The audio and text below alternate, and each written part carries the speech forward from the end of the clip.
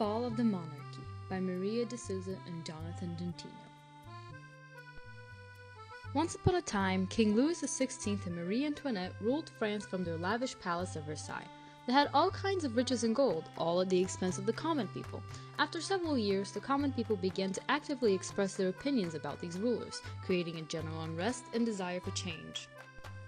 One day, the Third Estate established a National Assembly and swore to never separate until a new constitution was established. From then on, several new riots and uprisings emerged, marking the start of the revolution and the instability of the monarchy.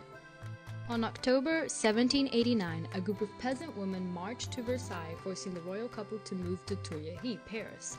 However, after noticing the growing conflict towards them, the royal couple made a run for Austria, only to be captured before even arriving. They were then sent back to Tuileries, where they were prisoners within their own walls.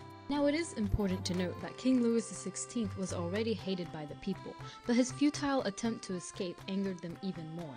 As a result, he was finally forced to sign a new constitution in 1791, which made him nothing but a figurehead.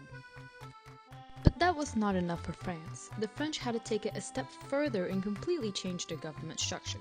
Instead of a constitutional monarchy with a king and a queen, the monarchy was abolished in 1792 and a republic mostly controlled by the Jacobins was established, hence initiating their reign of terror. From then on, King Louis XVI was only Citoyen Louis Capet, a mere citizen allowed to be tried and executed, which in fact he was in 1793 when he was found guilty and sentenced to death by guillotine. Before being executed, he was publicly shamed by having his hair chopped off. He was also given a few moments to say his final words in which he pled his innocence while hoping his blood would at least bring happiness to the unhappy Frenchman.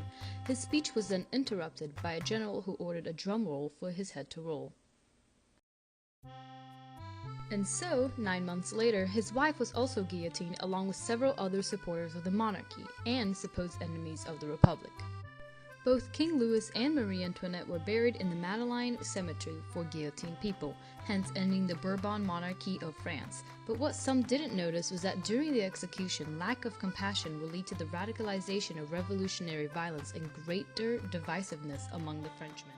There was so much chaos and hate that even the revolutionary heroes who sought the king's execution in the first place were also guillotined, including the architects of the Reign of Terror, Georges Danton and Robespierre. And so, more and more chaos ensued as the revolution went on. But what happened to the other royal family members? Well, in short, the king's only surviving child, Marie-Thérèse Charlotte, escaped to Rome where she lobbied to try and make her father a saint of the Catholic Church. But to no avail, of course. Also, his younger brother, King Louis XVIII, lived in exile in England, Russia, and Prussia. All until he finally returned to France once the revolution was over and defeated Bonaparte, gaining the throne and ruling France from 1814 to 1824, hence re-establishing the constitutional monarchy. However, ever since the Charter of 1814, a king or a queen would never have the same absolute power over France. The end.